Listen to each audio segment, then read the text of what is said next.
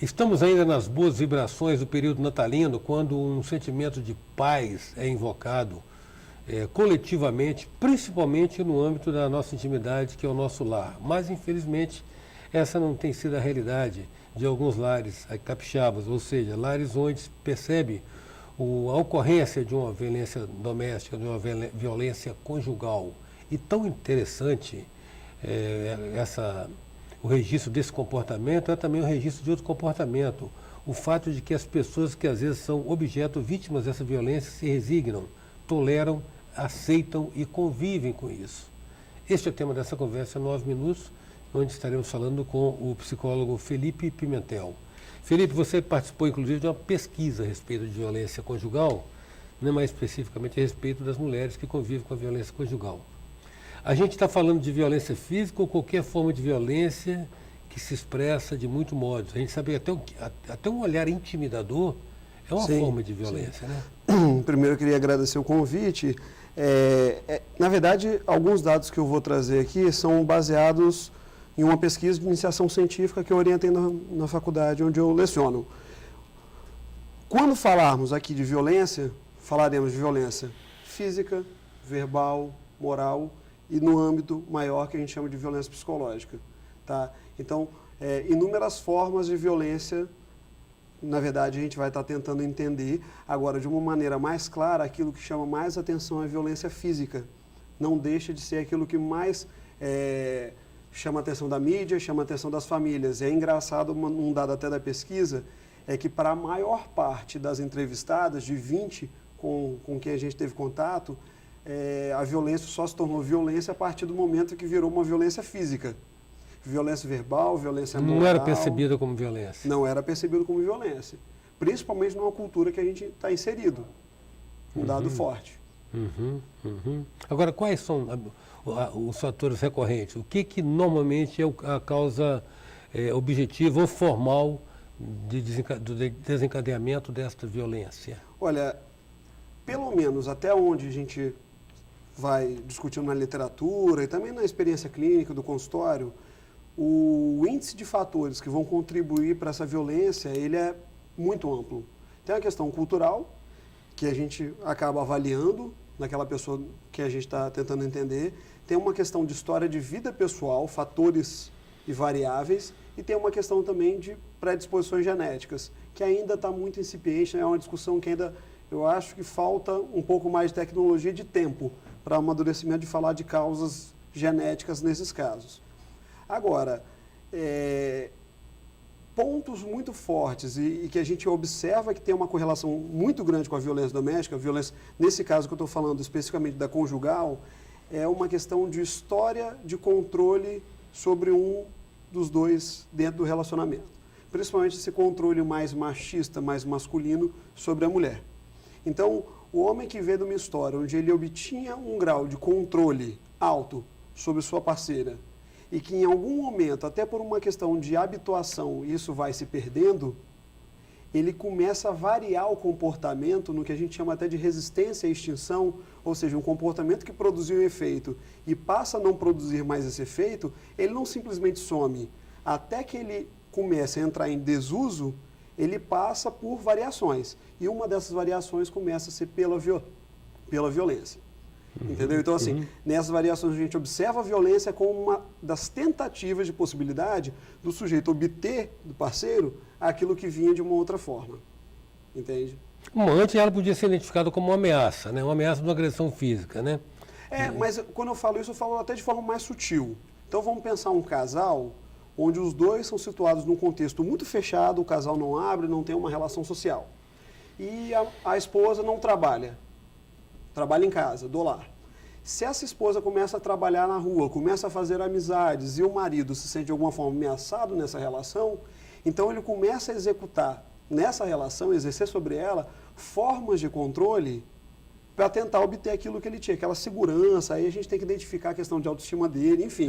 A história dele. A história dele. Não estamos colocando isso em voga. Mas no caso dela, quando ela começa a ampliar um pouco o horizonte, falando de uma maneira mais coloquial, a gente começa a observar no parceiro uma certa tentativa de controle que vai variando, até algo que ele consegue exercer de fato uma influência maior sobre a esposa. Daí, ela cede e mantém um novo padrão. Então, sem querer, o jogo é colocado dessa forma. Aquilo que mais ela vai sofrer é exatamente aquilo que produziu efeito sobre ela. Então, se ele queria que ela se submetesse a uma nova realidade com ele e o fez por meio da violência, ao se submeter, ela, sem querer, ajudou, com tudo que a gente está falando, em inúmeras variáveis, a instalar aquele padrão violento no marido. Claro que, por favor, não quer dizer que é culpa da esposa. O que eu estou querendo dizer é, a gente precisa entender os fatores que vão produzindo esse padrão para que a gente possa pensar até em políticas públicas ou pensar em prevenção. Agora, não existe algo de ancestral nisso, de atávico, da memória mais arcaica na nossa cultura, onde a pessoa se sentindo mais forte fisicamente, se sente no direito de fazer prevalecer a sua vontade e subordinar o outro? Perfeito. É como eu coloquei, existe alguma questão ainda de gênero, histórica, filogenética, tanto que, dados muito preliminares, o que a gente tem visto é, quando observamos casais homossexuais, é muito mais comum a violência sisuda, direta, em casais homossexuais masculinos, quando comparado a casais homossexuais femininos. Entende? Então, assim, a gente começa a observar que há uma questão de gênero, mas na pesquisa a gente foi observando que a sensação mais forte é uma questão cultural, atual mesmo, não uma questão tão filogenética, de que o homem tem que exercer sobre a casa um controle, um domínio, e esse lugar ele vai sendo muito forte, colocado em voga ali na relação dos dois. Em 9 minutos a gente conversa com o psicólogo Felipe Pimentel. Nós voltamos já.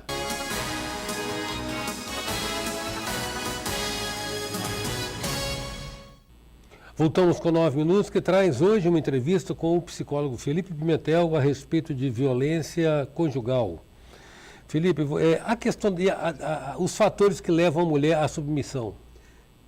No que a gente conseguiu arranjar, e pela minha experiência clínica, fatores determinantes, uma questão de história de vida pessoal machista, então uma família machista, uma família onde o poder detido está no lugar do homem. Aquela mulher daquela família acha legítimo o homem exercer a violência. O homem exercer o controle que vira a violência. Outra questão forte, a questão da dependência financeira. De todas as pessoas com quem atendemos até agora, apenas 15% não vem de uma história de dependência financeira, ou seja, eu não preciso passar por isso e ainda assim passo. E tem uma questão também muito forte com a correlação da submissão da mulher, uma correlação forte com uma baixa autoestima. Então, pessoas com uma história que produziu baixa autoestima, em todas havia a questão da violência doméstica. E em todas, pelo que a gente conseguiu pesquisar, essa baixa autoestima já era antes de passar pela violência doméstica.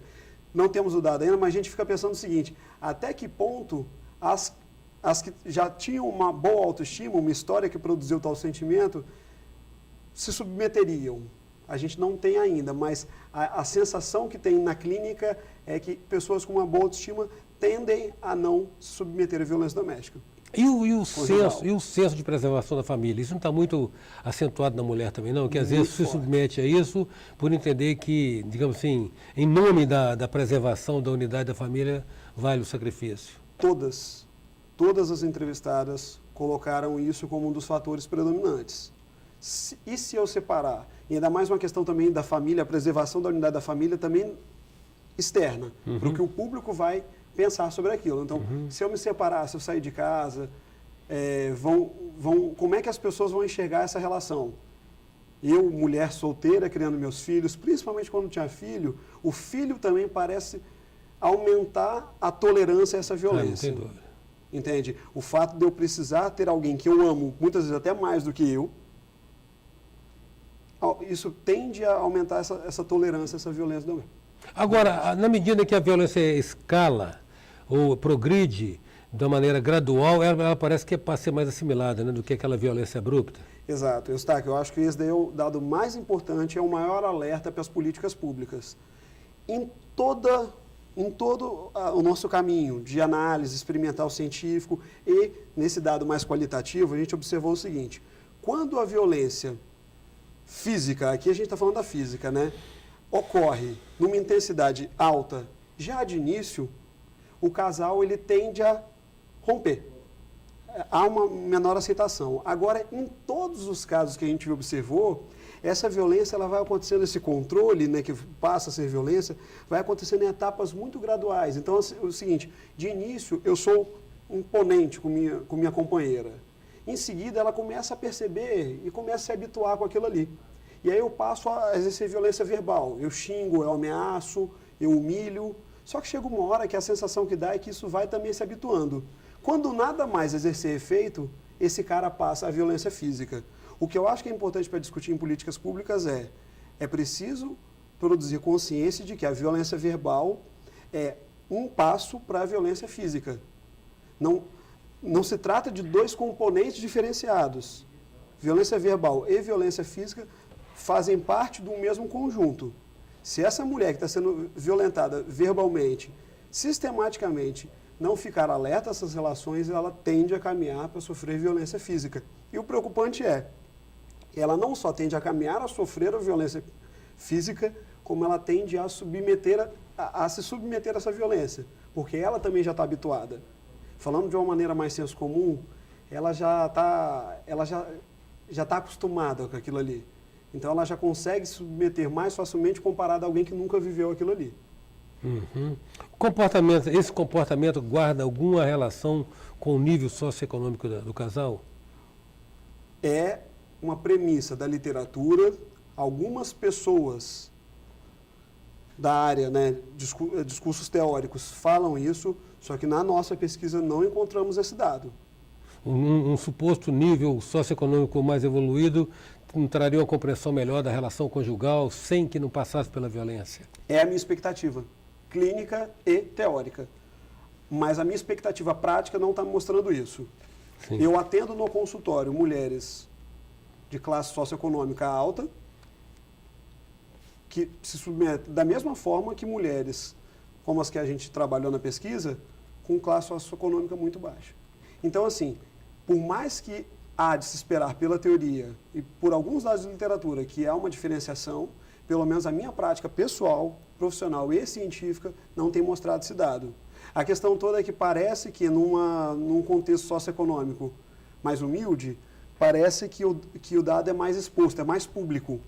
Enquanto que se a gente trabalha numa faixa classe socioeconômica mais alta, a gente percebe que esses dados parecem ser um pouco mais mascarados. Então, por exemplo, é mais difícil uma mulher da alta sociedade, entre aspas, buscar ajuda pública, ir até uma delegacia, quando comparado a uma mulher de classe socioeconômica mais humilde, que se expõe mais a isso. Felipe, agradeço muito a sua presença aqui no nosso 9 Minutos. Eu que agradeço, estou à disposição. Em 9 minutos a gente contou com a presença do psicólogo Felipe Pimentel. Até já. Sou passageiro do tempo, tentando entender erro e acertos caminhos, aprender